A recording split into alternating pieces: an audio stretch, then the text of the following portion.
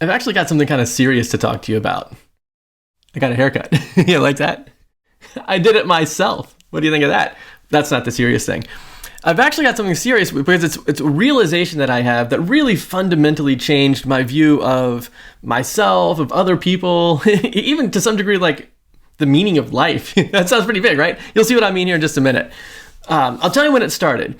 I was working at a startup marketing agency. We just landed this client that was one of a private school in our area. And I was the only back-end developer on this project. We were working on a basically like virtual classroom, kind of a web app where teachers could post homework assignments and stuff.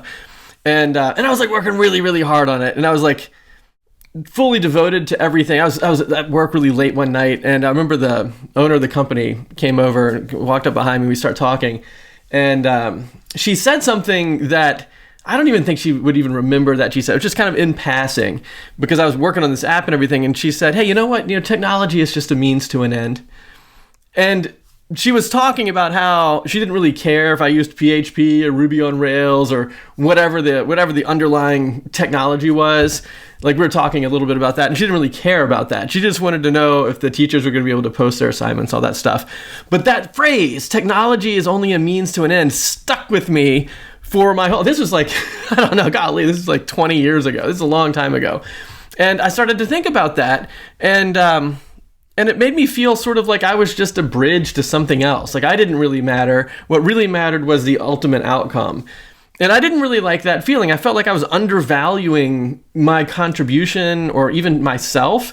And so put that in your back pocket for a second. And then the next thing that happened was I was watching a podcast with Seth Godin on it. And Seth Godin's kind of known for being this sort of anti-authenticity person. I don't know if you've ever seen him say something like that. What he means is that a lot of times people will use authenticity as sort of like a shield to be rude to people.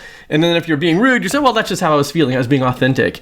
And he's saying that nobody wants you to be authentic if that's what that means. He likes integrity. He says, I want you to be filled with integrity, like be the best version of yourself. Even if you don't feel like you're in the mood, be the best version of you. And so I started to think about that, especially with regard to this whole technology is just a means to an end thing. It's like, is that the best version of me? Just being the means to an end, to not really matter? And like obviously the business or the boss that I had or whatever, she wasn't devaluing me, but that's how I interpreted it. That's how I took it. And so I thought, well, given everything that I know and like what I know how to do and everything, what would be the best version of me? Like, how could I transition into something that's more important, more significant than just being the means to an end? And I started to realize that there's really three things that I feel like I can contribute, or that people can contribute in general. First of all, I know some stuff, like you know things, right?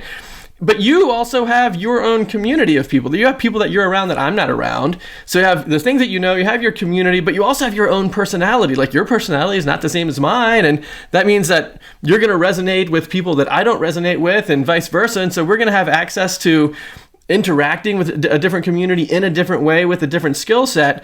And what would happen if you combined those three things into what would be the best version of you? And so I started thinking about this, right? Let me tell you about my friend Alec.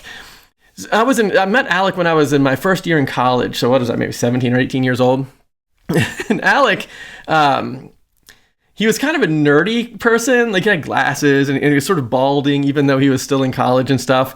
But I really liked him. He was really funny. He was part of the improv team. We played guitar together and stuff.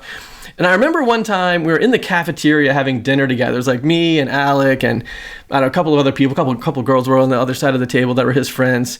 And there was one girl in particular. She had long black hair. I don't even remember her name. She wasn't really much of my friend, mostly her friend, Alec's friend.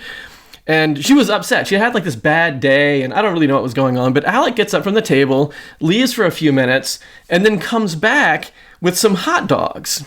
And so he basically went and got her dinner. Like she was just sitting down at the table with no food or anything. So he went and like got dinner for her from the cafeteria, put ketchup and everything on it, and then like handed her these hot dogs. So basically he served her dinner.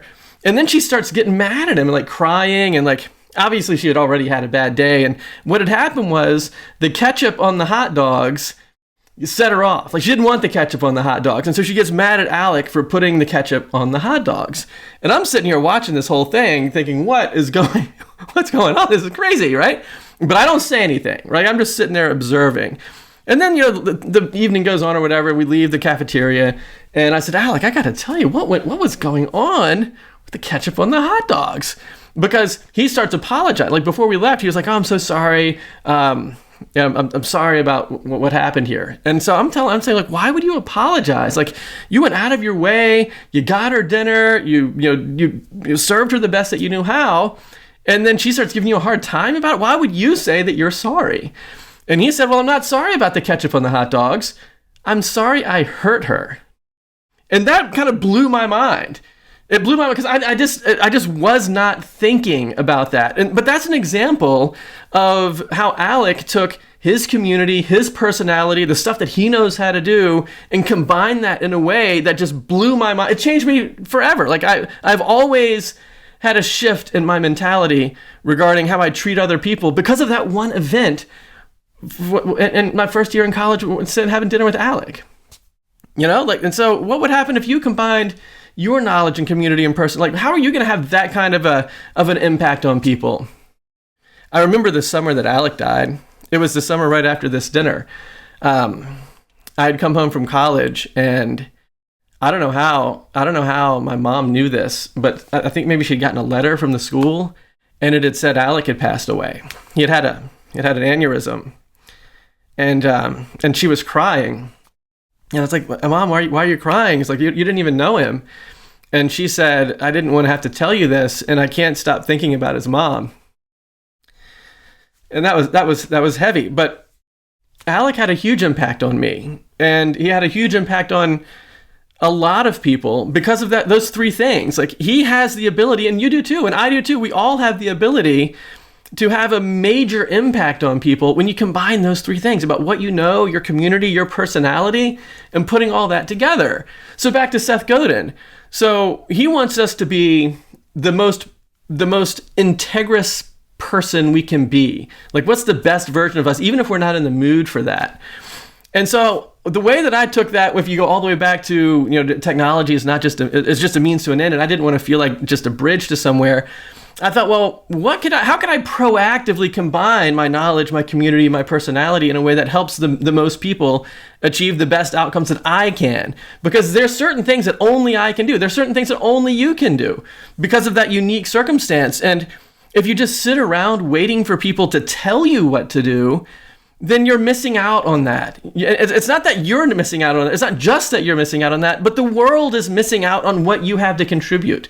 So for example, if in the context of web design and everything, if you're just sitting around waiting for people to say, hey, I need some help, and then they tell you what to do, and you just try to implement what they ask for the best that you can, there's nothing wrong with that, but that's not you making the impact. That's you implementing someone else's vision. That's them telling you what to do and you building that out. And again, there's nothing wrong with doing that, but it wasn't fulfilling to me to just do that only. What I wanted to do was think, well, how can I make the biggest impact for the people that I'm around?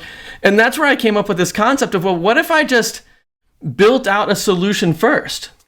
Like, what if I combined my knowledge and thought, well, what community am I in, and who do I have access to help, and how can I use my personality to contribute to that so that people can resonate with me on kind of a relationship level, and put all of that stuff together and then go out and serve people with it? And that changed. That's what I mean when I say it changed who I am. It changed how I view other people. It changed my view on the meaning of life. And it's this solution first concept where I can up front figure out the best thing that I know how to do, at least as I stand right now, to serve other people. And then go out and be like, hey, I've got this. This is something that I can use to help you. Would that be interesting? I mean, imagine the difference between doing that versus just standing around and waiting for someone else to tell you what to do. And I think if you let it, that'll change your life. And so if you're thinking, well, how do I go about it implementing all of that? I put together this little video up here. It's called the Authority Framework. And that's just kind of my way of describing how to go about it. And then once you've got that solution, check out this next video down here, and I'll show you how to get some clients with it in a fun way. It's the most fun way I've ever seen to get clients. So see you in one of these in just a minute.